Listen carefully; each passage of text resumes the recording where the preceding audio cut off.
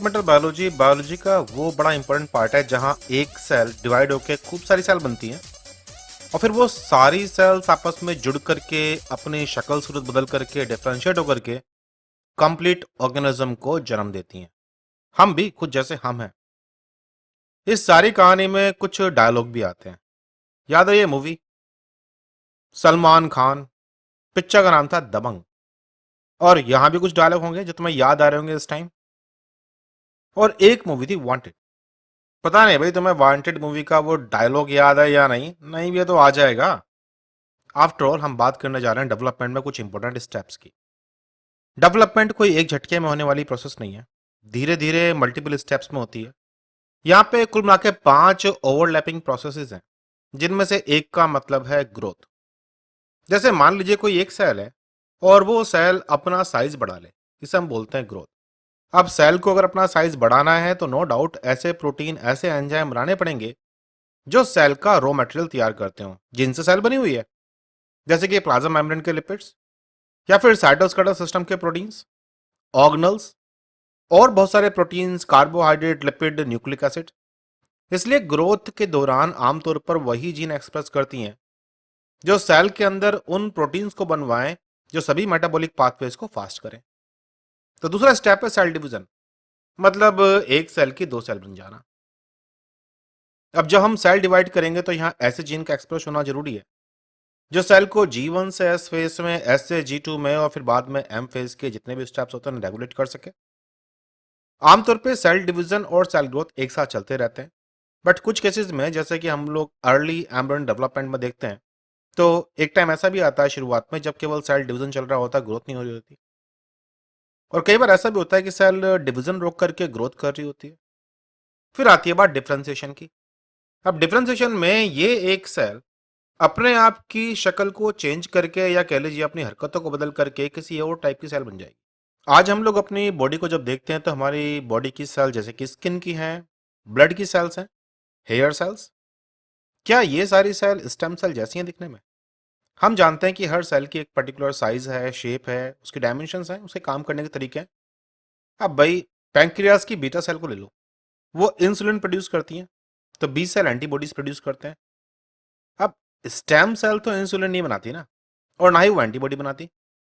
तो जब कभी सेल अपने आप को ऐसा डिफरेंशिएट करे, अपना रूप बदले कि वो एक पर्टिकुलर काम करने लग जाए, तब उसे बोलते हैं हम लोग डिफरेंशिएशन। आमतौर पर डिफरेंशिएशन में सेल डिवीजन का जिक्र नहीं आता और जरूरी नहीं है कि वहां सेल की ग्रोथ भी होती हो। फिर आती है बात पैटर्न फॉर्मेशन की। खास तौर से शुरुआत की अर्लियर स्टेज में जब एम्ब्रियोनिक सेल डिवाइड कर रही होती हैं तो वो आपस में ऑर्गेनाइज होकर के वो 3 जर्म-लाइन लेयर बनाती हैं और फिर बाद में उसके भी सब टाइप्स क्रिएट करती हैं, जिसे हम लोग बोलते हैं पैटर्न की फॉर्मेशन। और फिर है मॉर्फोजेनेसिस, सेल्स का आपस में जुड़ करके टिपिकल स्ट्रक्चर्स क्रिएट करना, जैसे कि हाथ, पैर, पूंछ, हार्ट, किडनी, लीवर। कुल मिला के ये 5 टर्म बार बार हमें डेवलपमेंटल बायोलॉजी में देखने को मिलती हैं। शुरुआत की स्टेज में सबसे इंपॉर्टेंट पॉइंट में से एक है डिफरेंशिएशन। और डिफरेंशिएशन बेशक चाहे आज हमारी एडल्ट बॉडी में आकर के हम आरबीसी बनने की बात कर रहे हो, बट कहीं ना कहीं तो इस कहानी की शुरुआत हो चुकी थी जब जायगोट तैयार हुआ था। ये अपने आप में एक अमेजिंग फैक्ट है कि एक स्टेम सेल जो दिखने में अलग है, जिसके काम करने के तरीके अलग है, जिसका जीन एक्सप्रेशन का प्रोफाइल डिफरेंट है, फिर कैसे वो अपने आप को चेंज करती है कि वो एक पर्टिकुलर टाइप के फंक्शन निभाना शुरू कर देती है, जैसे कि न्यूरॉन बन करके या आरबीसी बन करके। आरबीसी और अगर स्टेम सेल को मैं कंपेयर करूं तो ये तो अपने आप में अमेजिंगली डिफरेंट चीजें हैं। भाई जहां आरबीसी के अंदर केवल साइटोप्लाज्मिक एंजाइम है ग्लाइकोलिसिस के और बहुत सारा हीमोग्लोबिन भरा हुआ है, और कुछ एंजाइम्स भी हैं कार्बोनिक एनहाइड्रेस जैसे, और लार्ज क्वांटिटी ऑफ हीमोग्लोबिन इसके अंदर ठूस ठूस के भरा हुआ है। सेल के अंदर के पाए जाने वाले सारे ऑर्गेनल्स गायब मिलते हैं। और मत बोलो ये सेल भी एक स्टेम सेल से बन के आई है। एक ऐसी सेल से जिसके पास न्यूक्लियस था, एंडोप्लाज्मिक रेटिकुलम था, माइटोकॉन्ड्रिया था, गोल्जी बॉडी थी, एक टिपिकल जो भी आप डायग्राम पढ़ते हो एक सेल का। फिर ऐसा क्या हुआ कि ये अपना रूप चेंज करके हीमोग्लोबिन का पैकेट बन गई? या फिर मसल सेल्स, जहां पे तो हम लोग ये भी देखते हैं कि एक ही सेल के अंदर मल्टीपल न्यूक्लियस भी आ गए और कुछ खास तरह के प्रोटीन्स, एक्टिन और मायोसिन के बंडल्स बड़े बड़े तरीके से क्रिएट हुए। डिफरेंशिएशन की प्रोसेस में ये सारी बातें आती हैं। बट देखो, जब हम डिफरेंशिएशन की बात कर रहे हैं तो इसमें फेट और कमिटमेंट ये दो बड़े इंपॉर्टेंट चीजें हैं। मदर इंडिया मूवी याद है? इस मूवी में भी कुछ ना कुछ फेट और कमिटमेंट की कहानी तो थी। समझ में आएगा थोड़ी बहुत देर में। अगर हम टर्मिनोलॉजी की बात करें तो सेल फेट का मतलब है कि the range of cell types a particular cell can give rise to during normal development. एक नॉर्मल डेवलपमेंट के दौरान एक सेल किस किस तरह की सेल्स बना सकती है या किस किस तरह की सेल बनेगी। जैसे कि एम्ब्रियोनिक लेवल पर हम कहें कि 4 सेल की स्टेज है और इनमें से अब ये सेल आगे चल करके कौन कौन सी और सेल टाइप बनेगी, ये उसके सेल फेट है। जबकि सेल पोटेंसी कहती है describe the entire repertoire of cell types of a particular cell and can give rise in all possible environment. इसका मतलब यह है कि अगर मैं इस सेल को अलग कर लेता तो इस सेल में क्या क्या बनने की पॉसिबिलिटी थी। जरूरी नहीं है कि सारी बन जाए, लेकिन जो उसकी पॉसिबिलिटी थी, उसका पोटेंशियल था। The potency of a cell, ये एक उसकी इंट्रिंसिक प्रॉपर्टी है, इज ग्रेटर देन और इक्वल टू इट्स फेट। जो वो बनेगी, जरूरी नहीं है कि जो वो सेल बन के आई है केवल वही बनना था, हो सकता कुछ और बन जाता।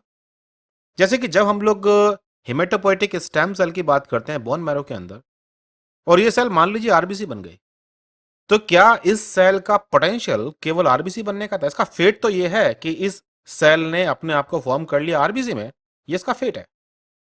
लेकिन अगर इसे मौका मिलता तो हो सकता है ये डब्ल्यूबीसी बन जाती, और डब्ल्यूबीसी क्यों, हो सकता है ये प्लेटलेट बन जाती।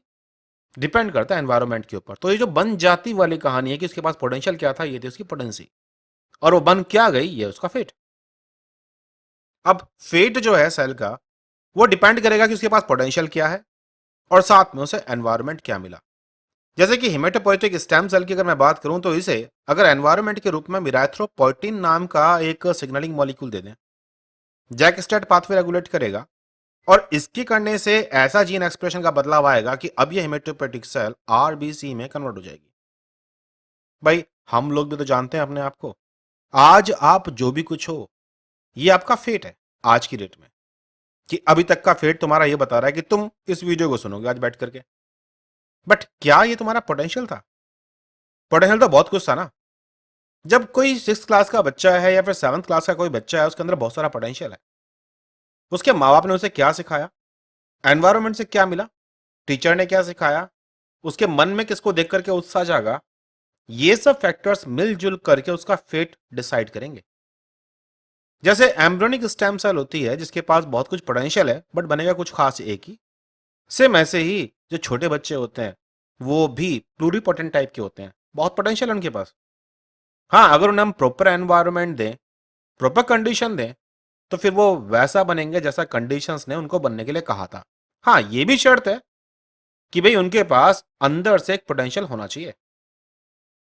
अब मान लीजिए हम कह रहे हैं कि किसी इंसान को डॉक्टर बनाना है, तो डॉक्टर बनाने के लिए आप उसे एक ऐसा एनवायरनमेंट प्रोवाइड कीजिए जहां वो डॉक्टर के प्रति उसका लगाव हो, जहां उसके मन के अंदर वो साइंस, वो कैलकुलेशंस डेवलप हो जो आगे चल करके उसे डॉक्टरी में अच्छा नाम भी कमाए। लेकिन अगर मान लीजिए कि हम किसी बकरी के बच्चे को वो सारा एनवायरनमेंट प्रोवाइड कराएं, कितनी भी कोशिश कर लें, बकरी लास्ट में आकर के मैं करेगी, डॉक्टर नहीं बनेगी। पोटेंशियल होना भी जरूरी है। एनिमल डेवलपमेंट के दौरान सेल का फेट और पोटेंसी, ये दोनों ही प्रोग्रेसिवली रेस्ट्रिक्टेड है।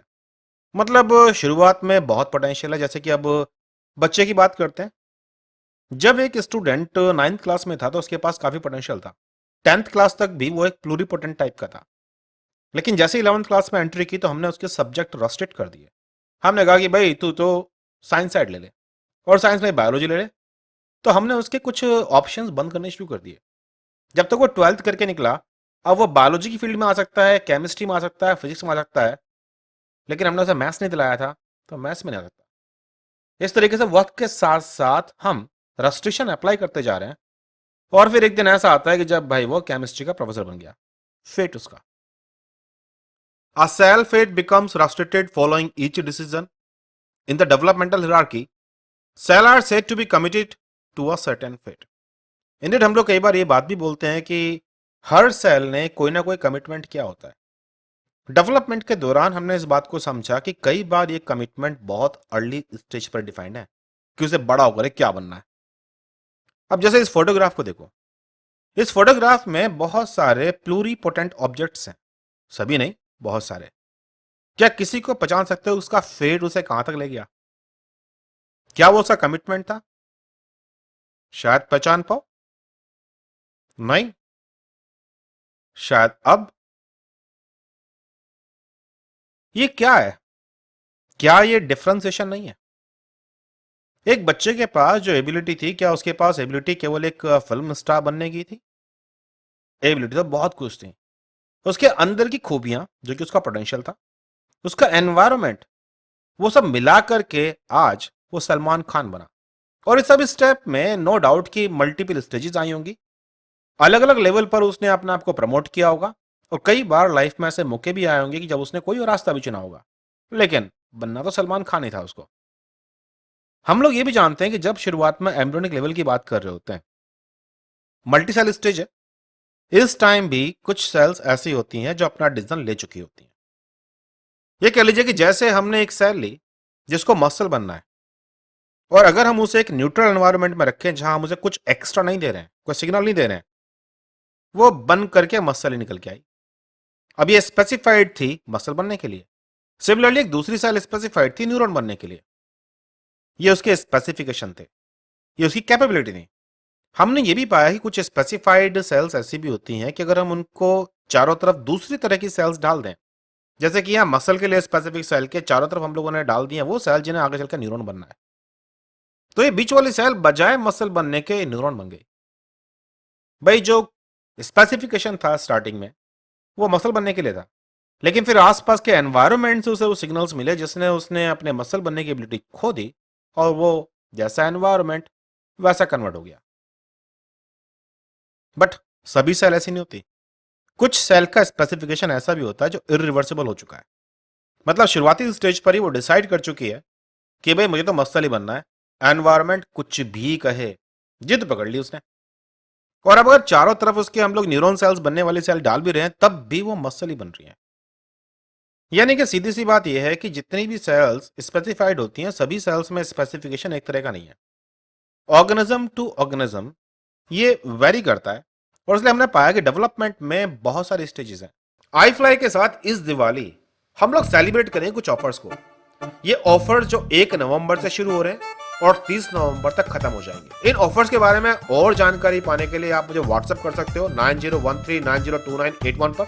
आई फ्लाई की क्लासेस घर पर होती हैं ऑनलाइन, आपको कहीं जाना नहीं पड़ता। आपकी सुविधा के अकॉर्डिंग आप टाइम निकाल के पढ़ सकते हो। लेक्चर हाई क्वालिटी होते हैं, बातें बड़ी बढ़िया समझ में आती हैं। एक बार कॉन्सेप्ट क्लियर हो जाए तो फिर एग्जाम नेट का हो, गेट, ARS, ICMR, DBT या भाई तुम्हारी स्टेट का सिलेक्ट क्यों ना हो, आप बड़े आराम से इस एग्जाम में क्वालिफाई कर सकते हो। जो स्टूडेंट्स BSc में हैं और MSc के लिए तैयारी कर रहे हैं, वो JNU का SEB और IIT के JAM की भी तैयारी कर सकते हैं। आई फ्लाई की क्लासेस ज्वाइन करने के लिए 9013902981 पर व्हाट्सएप करो, हम लोग कॉल करेंगे और समझाएंगे। अगर ये वीडियो पसंद आया तो लाइक करना मत भूलना, और अगर ये चैनल सब्सक्राइब ना कर रखा हो तो कर लो बड़ी सी घंटे के साथ, और शेयर करो इस वीडियो को उन तमाम दोस्तों के साथ जो किसी न किसी एग्जाम की प्रिपरेशन में लगे हुए हैं और उनको भी जरूरत है अपनी लाइफ में गाइडेंस की। मत भूलो आई फ्लाई तुम्हारी लाइफ में कैटलिस्ट की तरह काम करता है। जो एग्जाम की प्रिपरेशन तुम महीनों में करते वो कुछ दिनों में करा देता है। और जानकारी के लिए आप विजिट कर सकते हो iflynetget.com या ईमेल लिख सकते हो saplingedutech@gmail.com पर। चलो फिर मजे करो, बाय बाय।